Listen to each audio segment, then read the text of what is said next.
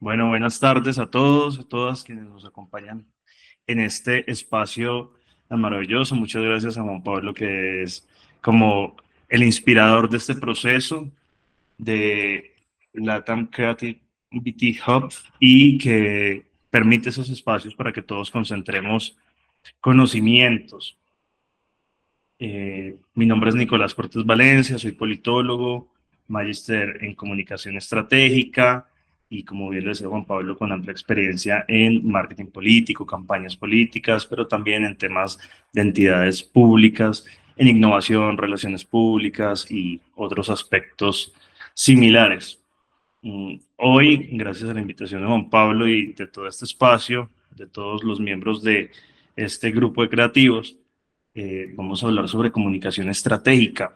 La comunicación estratégica, pues, es una rama de la comunicación que empieza a desarrollarse a partir de las diferentes líneas, porque inicialmente hablábamos de que la comunicación se da entre dos personas por naturaleza que comparten un mismo código, que ambos entienden, pero no se limita allí.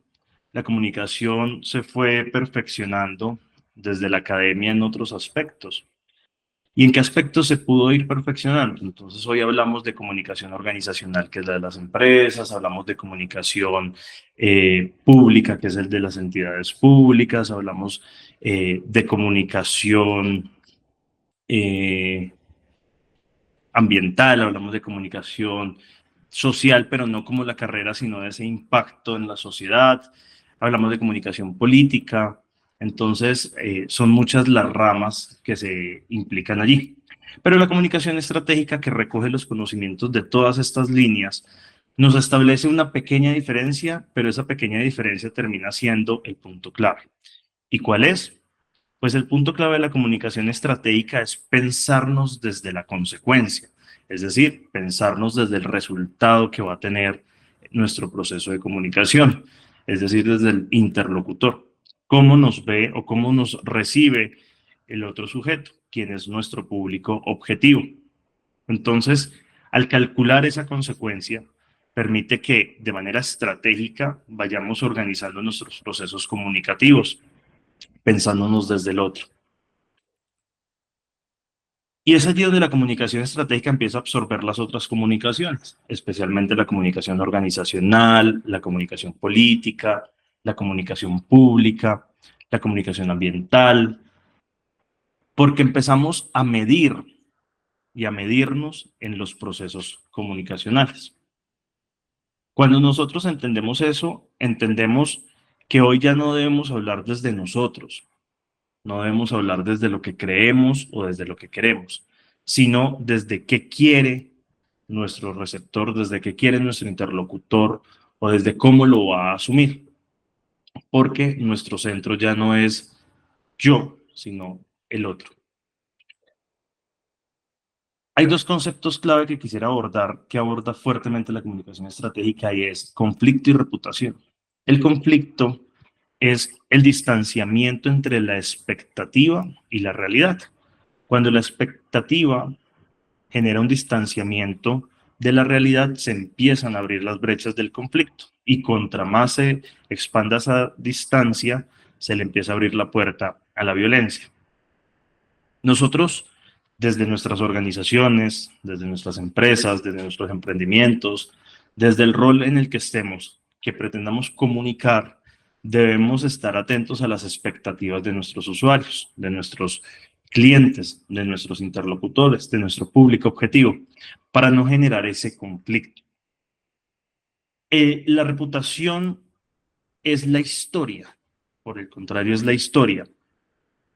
En ocasiones es la historia que se ha venido creando con el paso del tiempo de nuestra marca, de nuestro emprendimiento, de nuestra empresa, de nuestra figura, de nuestra persona, de nuestro servicio, y la historia que también creamos, que es la historia generalmente de los escenarios nuevos.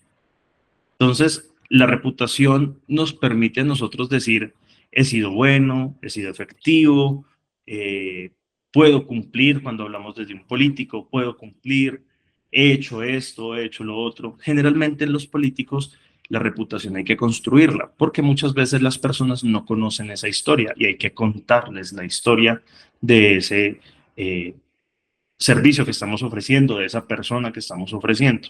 Entonces, cuando hablamos de crisis en la reputación, generalmente la crisis reputacional mal manejada conduce a escenarios bastante fuertes del fracaso de una empresa, del fracaso de una marca, del fracaso de una persona, de un político, de un líder, porque la reputación, la crisis de reputación es la oportunidad de volver a contar la historia, pero cuando se genera una crisis es un río revuelto, es la oportunidad de pescadores. ¿Quién va a pescar? ¿Quién me está generando a mí la crisis de la reputación o yo para poder restablecer mi historia y mejorarla? Existen muchas historias en el país y pues desde mi experiencia en lo público y en lo político, hubo un escenario donde un político cometió un error por temas de alcohol, donde se generó una crisis de reputación muy fuerte y tenía dos alternativas: irse por la línea de aceptar su error y reducir la carga de morbo y de afectación aceptando su error, o intentar tapar ese error y, por el contrario, disparar el morbo y profundizar la crisis. Pues lamentablemente en esa ocasión, pues toman la opción de intentar evadirlo y justificarlo. Y muchas veces la reputación, para poder sostener la reputación o aprovechar la crisis, o que la crisis por lo menos no nos arrastre, pues hay que aceptar los errores. Entonces, eh, es allí donde hay que hacer énfasis. La honestidad y la transparencia son dos pilares que deben de ir ligados a la reputación de las marcas. Marcas, entiéndase, por persona, por empresa, por emprendimiento y demás que hemos mencionado hasta ahora. Ahora, hay varios conceptos alrededor de la comunicación estratégica y de la línea, pues, en la que yo me especializo y en la que he destinado gran parte de mi vida profesional. Y es la comunicación política, la comunicación pública, el marketing político, la estrategia y los políticos. ¿No es lo mismo? No. La comunicación política hace referencia a la comunicación en escenarios políticos, especialmente en escenarios electorales, es decir, alrededor de las elecciones.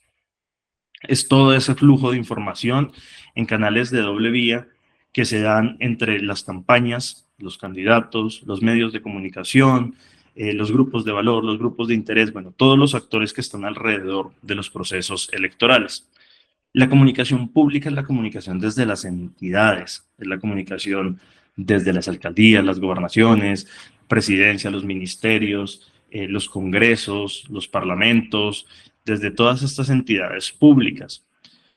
El marketing pues está enfocado en aspectos mucho más del resultado de toda esta parte de la comunicación que se van engranando y que van construyendo lo que el público objetivo termina viendo.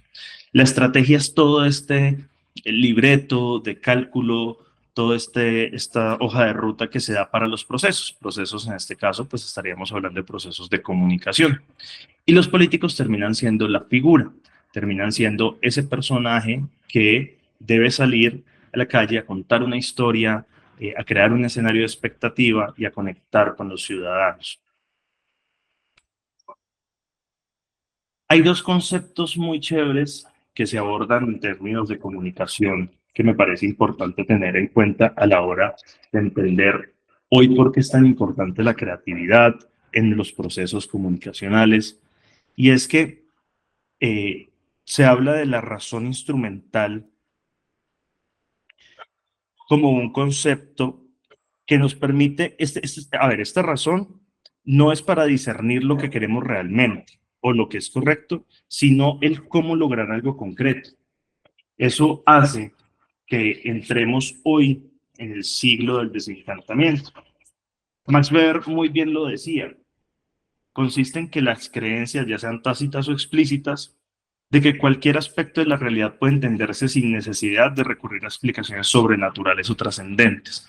Hoy las personas son sumamente racionales o intentan serlo, porque entramos en un proceso desde el siglo pasado hasta la actualidad de del desencantamiento. Entonces, el encontrar la explicación a todo, el llevar a los discursos de la corteza prefrontal, de la razón, del manejo de las emociones, ha hecho que se genere un desencanto en la sociedad. Pero eso nos lleva a un punto que intenta esconder o evadir muchas de las realidades. ¿Por qué? Porque hoy, ¿qué debemos hacer? Hoy debemos informar, hoy debemos comunicar, o hoy debemos conectar.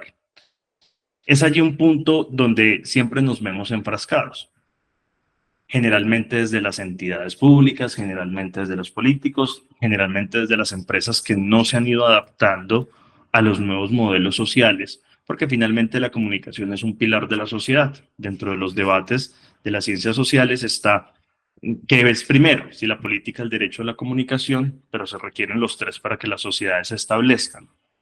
Es allí donde hoy nosotros debemos de pensarnos en, si bien estamos en el siglo del desencanto y la razón, en que finalmente no es tan cierto eso.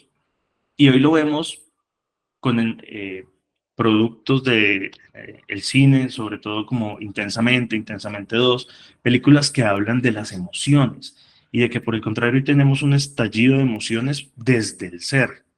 Entonces hablamos de ansiedad, hablamos de alegría, hablamos de todas esas emociones que componen al ser humano. Y es con ello con lo que debemos conectar a través de la información que damos, y al recibir información debemos entender eso del público objetivo. Cuando hoy apuntamos directamente a la razón, generalmente esa información se va a ir, esa información se va a dispersar, esa información no va a estar allí presente y no va a estar allí en nuestro público objetivo. Hoy debemos conectar desde la emoción, y es a eso, a qué le estamos apuntando cuando emitimos una pieza gráfica, cuando emitimos una información, cuando emitimos algo desde nuestra organización, desde nuestra marca, desde nuestra entidad o desde nuestra campaña política. Y es apuntarle a que el ciudadano, el cliente, el usuario sepa algo, a que nos cuente algo o a que se conecte con nosotros. Hoy es importante conectarnos con nuestro público objetivo, que ellos sientan que son parte integral de nuestra marca, parte integral de nuestra campaña, parte integral de nuestra entidad, de nuestra empresa, de nuestro producto, que son importantes y que finalmente terminan siendo el centro. Yo generalmente cuando comparto con personas que quieren montar una empresa, que tienen una idea de negocio, que tienen una idea de un producto, yo siempre les pregunto, ¿usted va a vender algo que a usted le gusta o algo que a las personas que le van a comprar le gustan? Y finalmente es una disyuntiva que termina en un debate generalmente ético o moral, es decir, bueno o malo o lo que debe ser. Pero lo que debe ser termina en una discusión propia, de qué es bueno para mí, malo para mí. Y es allí donde se debe de mediar. Tú no puedes pretender obligar a una persona que está en contra de ciertos productos a venderlos si no está dispuesto a hacerlo, si no quiere hacerlo. Pero si su público objetivo está destinado a eso que no quiere hacer, entonces o se adapta a una cosa o cambia de público objetivo. ¿Por qué? Pues porque tú no puedes obligar a unas personas con unos gustos, unos intereses a cambiarlos porque tú crees que tu producto es bueno, que tu entidad es buena, que tu político es bueno. Tú debes de apuntarle a ir ampliando el mercado, pero desde un público objetivo inicial. Y es allí donde nosotros debemos empezar a escuchar, a entender y a ser estratégicos a la hora de comunicar, a intentar conectar con ese público objetivo permanentemente. Porque en un momento de desconexión, nuestra competencia, nuestros detractores pueden generar esa crisis de reputación, y al no tener una buena conexión con nuestro público objetivo, el reposicionamiento de la reputación, el reposicionamiento de la marca, sobre todo desde el área emocional en nuestros usuarios, va a ser bastante difícil. Muchas de las crisis reputacionales se generan a través de las emociones de nuestros usuarios, de nuestros clientes, porque se desconectan emocionalmente de nuestra marca, o por el contrario, se conectan más desde la solidaridad, se conectan más desde el amor, el cariño, la empatía que tienen con nuestra marca. Es allí donde debemos de ser muy estratégicos a la hora de poder realizar nuestras apuestas dirigidas al público objetivo. Un político, una idea, un producto, un servicio, ¿tienen grandes diferencias? Sí, en lo tangible, sí, en la recepción, pero finalmente se compone detrás de todo ello de una marca, se compone detrás de lograr conectar. ¿Cuál es la diferencia entre un político y un producto? Que el político es una apuesta de venta, es para venderlo en un solo momento, es una oportunidad de venta en una cantidad determinada. Si la cantidad de usuarios que me compran es superior a la de otras marcas, ganamos. Si no, perdimos. Entonces, como es una única oportunidad de una apuesta de todo o nada, es lo que hace más fuerte el proceso. En teoría, son 3 meses para convencer a la mayor cantidad de clientes de que compren mi marca y no otra. Pero finalmente se convierten en dinámicas muy, muy parecidas. La gente generalmente le tiene pereza a la política, le aburre, lo desconecta, pero es un tema que nos impacta a todos. Finalmente, prácticamente cada 2 años, por lo menos en Colombia, estamos enfrentados a ese proceso y que se vuelve un tema muy, muy fuerte porque es muy invasivo. Desde todas partes nos están bombardeando con información. Logramos tener, por ejemplo, para las elecciones de octubre del 2019, 117.000 candidatos. Para las elecciones de 2023 fueron alrededor de 120.000. Son 120.000 marcas luchando por unos votos determinados en un territorio y eso hace pues que sea muy abrumador. Pero aquí no los estamos viendo desde el usuario, sino desde los creativos, que algunos podrían terminar alrededor de estos procesos en términos laborales o en términos de conexión, de apoyo, de voluntariado, de muchos aspectos.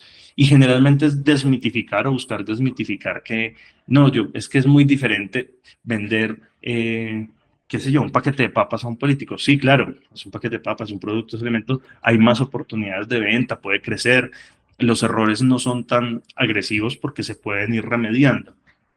Aquí, pues, un error puede llevar al fracaso. Pero si en las papas cometemos un error grave, pues también puede llevar a un fracaso definitivo. Entonces es intentar y empezar a mediar esas imágenes. Finalmente, todos los productos, las ideas, los servicios, los políticos deben de conectar con sus usuarios, deben llevar a que ese usuario crean que es la mejor opción. A mí me compran mi producto porque mi usuario cree que es la mejor opción. Hoy escucho mucho en redes sociales el tema de que no importa el precio, si a mí me parece bueno yo lo conecto, pero más allá de eso es conectar con esas creencias. Es decir, si mi público objetivo tiene unas creencias, yo debo conectar con esas creencias. Porque si mi producto es distante a esa creencia, pues por más bueno que sea, no lo van a comprar. Y es allí precisamente donde a quién le debe gustar, es el debate que les mencionaba ahorita, y es, ¿me debe gustar a mí? ¿Le debe gustar a la persona que me está comprando? ¿Le debe gustar a mi público objetivo? Ese es el debate principal que hay hoy en la comunicación estratégica. La comunicación estratégica amplía el concepto de la doble vía, de que es emisor, receptor, mensaje, a calcular el mensaje desde el receptor, desde sus emociones, desde sus pasiones, desde sus gustos, desde sus expectativas. Nosotros cuando entramos a chocar con la expectativa de nuestros usuarios, cuando llegamos a chocar con la expectativa de nuestros clientes, nos volvemos en un conflicto para ellos. Y finalmente el objetivo es la venta, es cerrar ese momento de negociación donde deciden por mí, donde me eligen. Y eso hay que calcular. Muchas empresas han contado con la suerte que la historia los ha ido llevando porque han tenido aciertos no calculados en momentos donde las disciplinas no estaban tan desarrolladas. Hoy sí. Este tipo de espacios me parece admirable que un joven como Juan Pablo esté logrando crear estos escenarios porque la información no se vuelve conocimiento sin la reflexión, sin el debate, que finalmente llevan a la validación y se solidifica con la experiencia.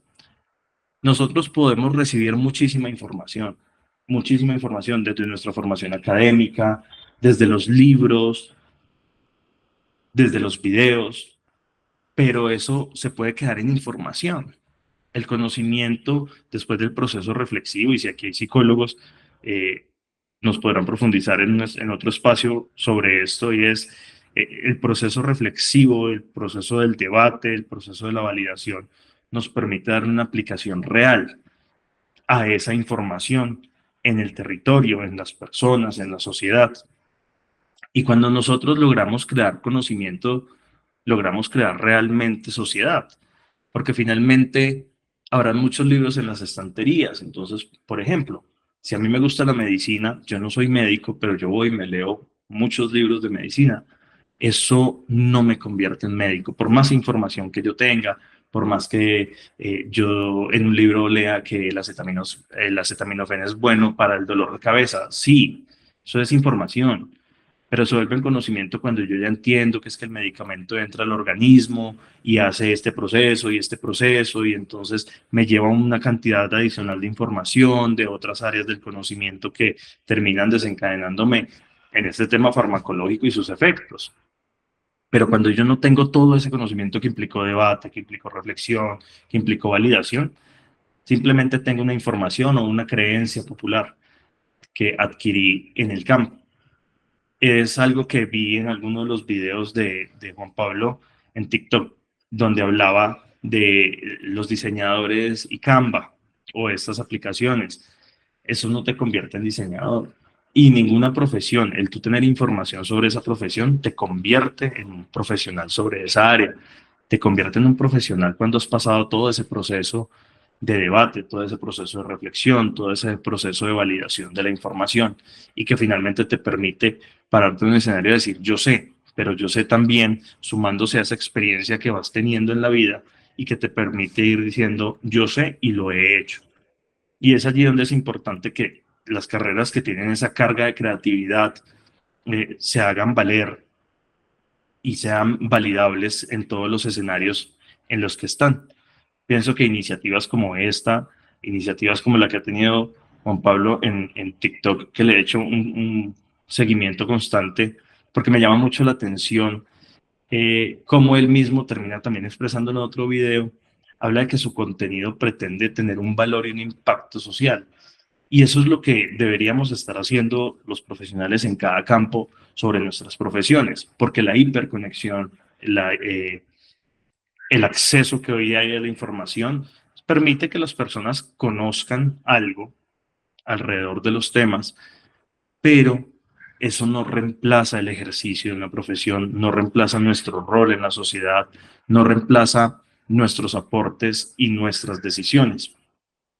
Hoy, desde la comunicación estratégica, pueden haber muchas profesiones, inclusive, o muchas personas con experiencia en este campo que puedan entrar a hablar de comunicación estratégica porque lo han leído en un campo o en otro. Pero cuando la experiencia nos ha permitido validar conocimiento, cuando estar en la academia nos ha permitido validar conocimiento, hoy no nos quedamos simplemente con la información. Yo recuerdo, a modo de experiencia, que haciendo la maestría leyendo sobre comunicación estratégica, cuando me encuentro el concepto que habla pues del resultado, cuando habla de la consecuencia de la comunicación, de que la comunicación estratégica es calcular esa consecuencia de ese resultado, fue un proceso de información que en mi mente entró como, bueno, es fácil, es calcularla, es simplemente pensar cómo me va a recibir el otro. No, resulta que cuando ya lo lleva uno a la práctica, al otro hay que conocerlo de muchas formas. Una encuesta es una forma de conocerlo, una forma, no es la forma de conocerlo. La conversación, los procesos etnográficos, eh, los procesos de inmersión, los procesos de observación, nos permiten conocer al público objetivo y entender qué quiere. La creatividad debe de ser ese punto de partida ligado a la comunicación estratégica para poder generarle un valor adicional muy fuerte a nuestro público objetivo. Al ser creativos podemos conectar de nuevas formas, podemos conectar de nuevas maneras con nuestro público objetivo y poder hacerlo sentir no solo parte del proceso, sino hacerlo sentir que ese resultado que están viendo del proceso, ese resultado que están teniendo en sus manos, en sus pantallas, es en cierto sentido la representación de ellos. Y eso solamente lo logramos cuando de manera estratégica lo calculamos, cuando de manera estratégica entendemos a esa persona que nos va a tener en sus pantallas, que nos va a tener en sus televisores, que nos va a tener en sus vallas, en sus piezas gráficas, que nos va a tener en sus manos si somos un producto, si nos va a tener en algún proceso de su vida si ofrecemos un servicio, o que nos va a tener en sus calles si ofrecemos un proceso político a través de una persona. Entonces, la comunicación estratégica no se ajusta a un proceso u otro, los recoge, los entiende y les da esa dinámica que se requiere. Hoy son muchos los espacios donde se habla de emociones, es muchos los espacios donde se habla de la empatía y de una cantidad de conceptos que son válidos, que son necesarios, una cantidad de conceptos que debemos entender y que muchas veces lo dejamos en lo personal tan chévere, esto existe, esto hay que aplicarlo, esto hay que hacerlo, pero resulta que el rol de los que estamos acá es de ser creativos, estamos en uno u otro rol donde tenemos contactos con procesos que desencadenan o que terminan en un usuario, en un cliente, que terminan en un ciudadano, que terminan en un niño, que termina en un adulto, que termina en un adolescente, que termina en un adulto mayor, y es cómo nos perciben. Y no cómo nos perciben desde lo ideal, desde yo creo que me perciben así, yo creo que me perciben así. Entonces es donde empezamos a vender conceptos. Entonces, mi marca es la felicidad, mi marca es esto, lo otro, pero realmente sí somos esa felicidad para ese usuario, a través de qué lo estamos haciendo, ese usuario qué expectativas tiene. Entonces, ahí es donde entran conceptos de la microsegmentación, donde entran pues varios conceptos ya de las diferentes ramas de la comunicación. Pero la creatividad es un proceso que no puede menguar. El error es un amigo de la creatividad y los ortodoxos son enemigos del error. Es allí donde como creativos debemos entrar en unas luchas muy interesantes, en unos debates muy interesantes dentro de las organizaciones, porque generalmente a los jefes rígidos, a los jefes sólidos, no les gusta la creatividad, no por la creatividad per se, sino por el error, porque le tienen miedo al error, porque el error lo alinean o lo confunden o lo tienen asociado al fracaso. Por el contrario, el error es parte del crecimiento en los procesos internos. Y cuando somos creativos debemos de estar dispuestos al error. Y de hecho, cuando hablamos de comunicación estratégica, por el contrario, el error es parte de la comunicación estratégica, porque al intentar hacerlo desde la persona, desde el ser, desde el sentir, desde el hacer, pues evidentemente habrán errores, pero los errores siempre deben de ser en pro de la mejora. El error no significa el fracaso. El fracaso sí puede ser un cúmulo de errores de los cuales no aprendimos. Y tenerle miedo al error es el principal error de los equipos y de las organizaciones. Los equipos creativos hoy han ganado un espacio muy importante en todos los procesos. La política, que es un proceso tan ortodoxo, es sorprendente cómo inclusive en políticos jóvenes, cuando llegan personas muy creativas, eh, empiezan a tener cierto rezago, les empiezan a poner muchos límites, porque es que no, qué miedo, es que siempre se ha hecho así, es que es importante hacerlo así, pero sí, seguramente, porque allí está luchando la experiencia contra la modernidad, el choque generacional, el choque cultural, pero la creatividad está inmersa porque la creatividad es transversal, la creatividad no tiene límites sociales, no tiene límites étnicos, no tiene límites de creencias, porque de hecho hoy hasta las instituciones más ortodoxas y las instituciones más cuadriculadas están absorbiendo a los creativos y están entendiendo que es sobre los hombros de la creatividad, sobre quienes deben de cabalgar para poder conectar con los usuarios, porque no hay nada más exigente hoy en día que los usuarios. Los usuarios hoy nos exigen conectar con ellos porque si no simplemente van a cambiar de marca, van a cambiar de proveedor de servicios, van a cambiar de campaña, van a cambiar de organización y todos terminan siendo usuarios. Cuando hablamos de comunicación interna, si los colaboradores no se conectan con nuestra organización, simplemente se van a ir y generalmente se van los buenos talentos, que son los más difíciles de conectar. Entonces, la creatividad debe ser un punto de partida de la comunicación estratégica y la comunicación estratégica debe de ser un modelo de comunicación adoptado por las organizaciones para que así los usuarios siempre se sientan parte de los procesos. Hoy el consumidor final no es simplemente el que le entregamos el paquete y ya, es al que debemos de convencer que está haciendo lo mejor, que al comprarlo es el mejor producto, que al comprarlo está haciendo parte de un proceso y que es gracias a él que ese producto está llegando al mismo. Y eso permite la conexión con todos nuestros procesos creativos. Yo quiero agradecerle a todos ustedes por este espacio. Quisiera escuchar preguntas, comentarios. A Juan Pablo, muchas gracias y felicitaciones por este espacio. Esa apuesta que hacías por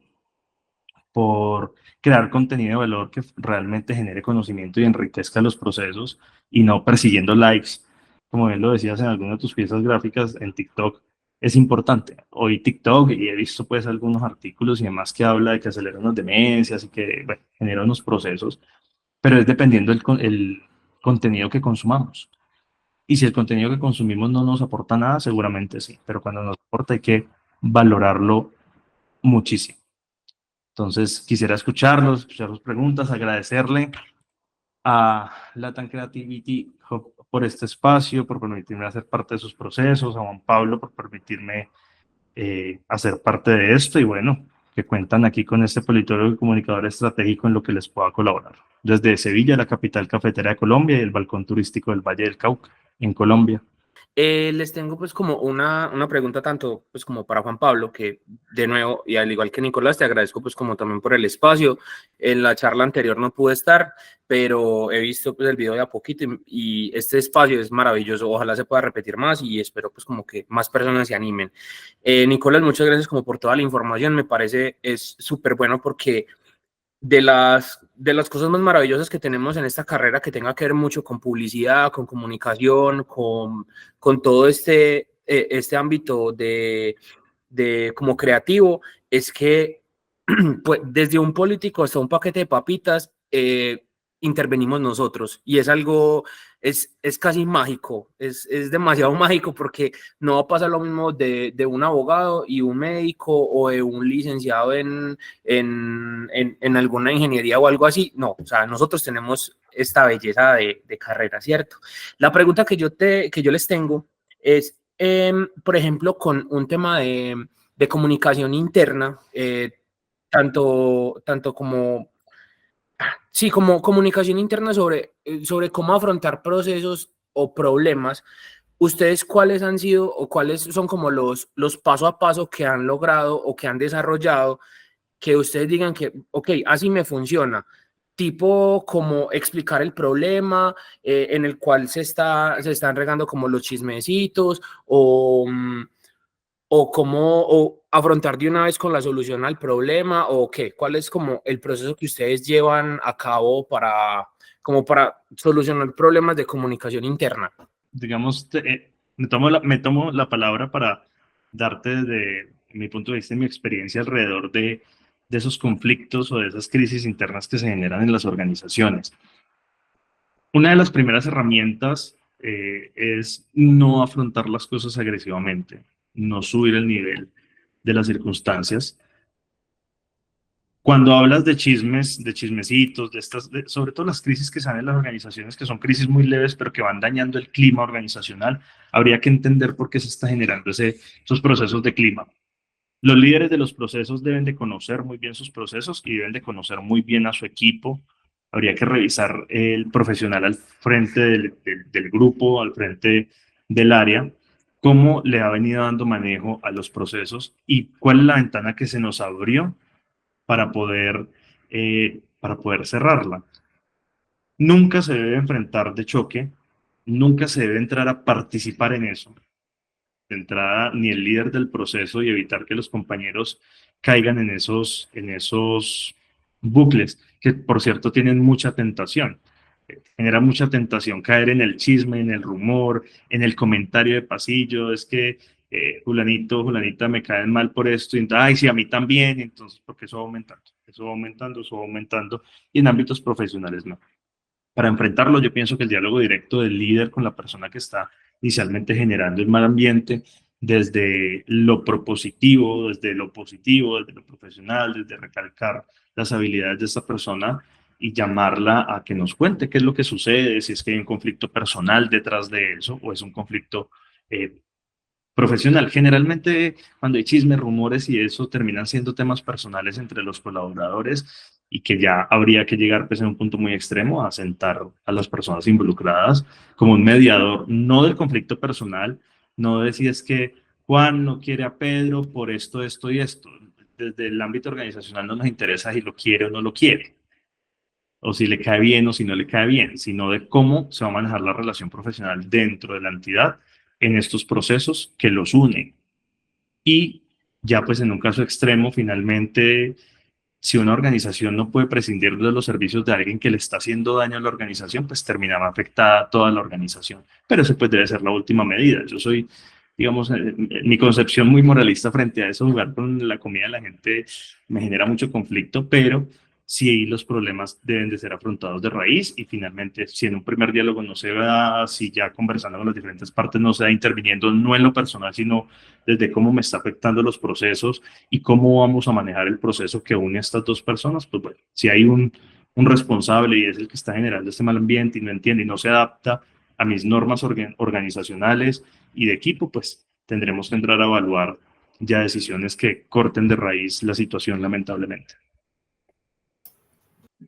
Y también tengo como para aportar de que lo que Nico está como comentando hace parte como de un equipo diferente al equipo por lo general que corresponde como a comunicación o al de diseño gráfico, por decirlo de alguna forma. Es decir, el equipo de comunicación interna es diferente a este equipo que interviene, por lo general este equipo de intervención en organizaciones se puede llamar como desarrollo organizacional o relaciones laborales o pues como departamento de relaciones, algo así, ¿cierto? Pero eso es diferente. Digamos que como diseñadores gráficos, ese manejo de crisis, digamos como ese manejo de crisis de clima organizacional, desde mi experiencia lo manejamos a través de cultura. Entonces, todas las empresas deben desarrollar algo que llama cultura organizacional. Y que la cultura hace parte, sí, de un proceso de comunicación bien arduo, como nosotros como diseñadores, que la cultura únicamente se vive a través de la repetición. Es decir, el metro de Medellín tiene buena cultura porque todos los días nos pone 4 audios diferentes cada 30 minutos en el tren, y dígale, y repita, y muéstreles, y dígales, y que hagan, y que le vuelvan y lo hagan. Entonces, como diseñadores gráficos es a través de los medios de comunicación.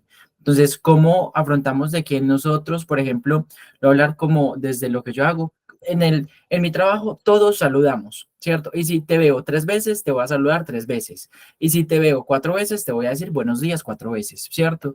Entonces, cómo se vive eso? A través de que en las piezas de comunicación decimos, nosotros saludamos siempre y que las personas lo vayan repitiendo y que eso se vaya distribuyendo a través de los jefes, es decir, desde los altos directivos a cargos medios, a cargos bajos, a cargos operacionales y que eso vaya bajando de cargos más estratégicos a un poco de cargos tácticos a cargos operativos. Eso se va haciendo a través de campañas de cultura, pues empezar a repetir. Entonces, por ejemplo, nuestra cultura se basa en estos 2 pilares, entonces a través de esos pilares vamos a empezar a desarrollar comportamientos y en esos comportamientos nos vamos a fijar para hacer piezas, videos y un montón de otros soportes que necesitamos para que las personas lo vean, tanto explícito como tácitamente. Sí, bueno, primero que nada, saludarlos a todos, a Juan Pablo por el espacio y a Nicolás por compartir su conocimiento y a todos los que están aquí.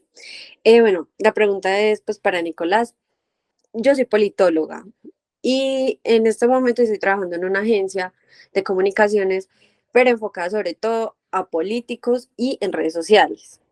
Entonces, es muy loco porque yo salí hace muy poquito y uno en la academia le dicen, comunique esto de forma muy diplomática y en redes sociales es todo lo contrario. Entonces mis jefes son como, no, es como desaprender un montón, como alócate, como tú le dirías esto a las personas y todo. Pero entonces lo interesante es que uno trabaja con políticos, que generalmente los políticos con los que nosotros trabajamos y en general los políticos de alto nivel en Colombia son personas de edades avanzadas y son de otras generaciones. Pero es necesario, como nos exige la sociedad, empezarlos a meter en redes sociales porque eso le llega a los pues, probables electores. Entonces es súper necesario. Pero entonces ahí hay una barrera porque uno está ante una persona que ya toda su vida haciendo política tradicional pero a su vez lo tiene que llevar a un público más joven porque pues finalmente son los votantes y es lo que ellos necesitan. Entonces, mi pregunta va como, ¿dónde está ese límite entre la creatividad de lo que uno puede hacer para llevarlo a redes sociales y el límite de ese político para no desdibujarlo? Porque realmente es una figura que tiene una trayectoria política de muchos años y la idea tampoco es ridiculizarlo o volverlo influencer, porque pues tampoco es el punto. Tienes el micrófono para acá. Listo. Mariana, qué gusto encontrarme una colega, me parece maravilloso y sobre todo el campo en el que estás me parece maravilloso. Nosotros, cuando cogemos un candidato o un político, pues en este momento que estamos en tiempo, entre comillas, frío, porque estamos aún distantes de las próximas elecciones, no debemos crear personajes diferentes a lo que es la persona. Nosotros debemos de pulir sus habilidades y debemos de pulir esa pieza, mejorarla. Tampoco debemos de, al mejorarla, llegar al límite, de cruzar el límite de crear un producto diferente al producto que él ya es. Simplemente hay que generar procesos, pues simplemente no, porque son procesos fuertes, hay que innovar sobre esa existencia. Entonces, por ejemplo, cuando vienen con tanta trayectoria, una recomendación es construir esa historia, recopilar esa historia, esa reputación y empezarla a llevar bajo los formatos de las nuevas generaciones, pero entendiendo también va a ser mi público objetivo, porque desgastar la imagen de un político, desgastar la imagen de un político es muy fácil. Entonces es muy fácil, de por sí es muy fácil, pues porque es un sector que tiene mucha resistencia social y nosotros le facilitamos cuando le apostamos mal al público objetivo. Entonces, digamos que nuestros votos están concentrados en los 10 municipios del norte del Valle del Cauca. Y en edades entre los 40 y los 70 años. Un ejemplo, pues ya es muy grande, pero digamos 40, 70 años. Y cuando nosotros entonces queremos entrar a TikTok porque es que es la tendencia, pero ¿qué tanto nos calaría esta persona? Es decir, lo que esa persona, su reputación, su historia, lo que ha hecho, lo que está haciendo y lo que pretende hacer, sí me cala para consolidarme y construirme votos en personas que están alrededor de los 30 años, llevarlo a desgastar en ese escenario, hacerlo por hacerlo, no. Entonces es medir cómo lo vamos a llevar a redes sociales. Las redes sociales también deben de ir acorde, las piezas que producimos de nuestros candidatos deben de ir acordes también a su personalidad. Obviamente una persona pues, porque suele pasar, una persona que tal vez sea grosera, una persona que tal vez sea fuerte, una persona que tal vez sea displicente, pues no vamos a llevar esto negativo a las redes sociales, sino que vamos a llevar sus proyectos, vamos a llevar lo que está impactando a la sociedad, vamos a llevar, digamos, sus intenciones, su historia de vida. Entonces, generalmente, con los más entrados en edad y que tienen una reputación pues más larga, lo que debemos de hacer es contarle a nuestra audiencia a través de los canales que conectan con esa audiencia, inicialmente con sus electores. Entonces, medir qué electores ha tenido, qué edades tienen hoy, en qué redes sociales están y ver si inicialmente propender por propagarnos en ese mismo margen. Es decir, en personas que tengan más o menos esas mismas características, porque es donde él caló por naturaleza y donde lo ha construido, y de allí empezar a abrirnos hacia donde nos dé el margen. Si nos da hacia edades superiores, pues entonces por canales más tradicionales, o si nos empieza a calar en edades inferiores, pues irnos enfocando. Pero lo que tú dices es muy preciso. Ridiculizar a un político es fácil. De hecho, cuando estamos en campaña, las campañas sucias o las campañas negras, como los llaman, o las campañas de ataque, van enfocadas generalmente a ridiculizarlos. Entonces, si nos toman piezas serias y las convierten en un tema ridículo para atacarnos, pues fácilmente si nosotros les damos el material también. Pero si nos vamos a enfrentar y definitivamente la decisión es llevar a nuestro candidato, a nuestro político, a esos escenarios de una forma jocosa y divertida, debe de ser muy calculada y que eso no sea no solo la ventana para conectar con las personas, sino que en sí mismo reduzca el morbo que puede producir un ataque. Porque finalmente lo que expande el ataque es el morbo. Entonces, si nosotros mismos es la materialización del dicho de que si uno se ríe de uno mismo, pues nadie se puede reír de uno. Entonces, más o menos llevarlo a eso sin llevarlo pues, a un límite ridiculizante. Pero siempre, el principio es proteger lo que ya tengo. Entonces, proteger a mis electores, lo que mis electores saben de mi candidato, por lo que mis electores votan por él, conservar eso e irlo alimentando. Por eso hay que ampliarnos en la misma franja. Entonces, si es una persona de edades avanzadas, cuyos electores les gusta leer, están en edades avanzadas, pero pues están inmersos en redes sociales, entonces un texto en Facebook va a tener más impacto para ellos que una foto bonita en Instagram y pues mucho más que un video en TikTok. Pero si nuestro público objetivo es joven, entonces pues un video rápido, dinámico, y mostrar mucho el día a día desde una parte más real y más humana. A mí, cuando digamos que empieza a desconectar mucho, cuando empezamos a mostrar cosas que definitivamente no, por eso yo hablaba de la honestidad y la transparencia a la hora de comunicar mucho de la realidad de esa persona, que la persona, que el usuario, que el votante o que el seguidor sienta que realmente le están contando la historia del día, o que le están contando cómo se aprobó ese proyecto, que le están contando cómo es el político, que ese que están viendo en la pantalla es el mismo que cuando llega a la reunión les habla, y no hay a la persona súper bonita, súper tranquila, y cuando llega a la reunión habla duro, y entonces vende una idea, y entonces, o el que habla calmado en la reunión y le mostramos pues hablando duro, entonces debe ser muy conectada la expectativa, que es lo que le estamos creando en las redes sociales, con la realidad, que es la persona que tienen al frente, porque en caso de temas políticos, en un momento u otro los electores lo van a tener al frente, lo van a escuchar, lo van a ver, van a leer su lenguaje corporal, y eso mismo debe estar plasmado en las piezas gráficas. Entonces, ¿cómo no cruzar el límite conociendo el producto? Cuando yo conozco y le hago un estudio a mi persona, a mi personaje, lo que empiezo es a pulirle cosas y a empezar a mostrar esa versión mejorada, esa versión pulida, no la versión exagerada. Nunca exagerarlo ni pretender crearle algo que no tiene. Cuando le creamos algo que no tiene y el personaje va a territorio, se nos desconecta el votante.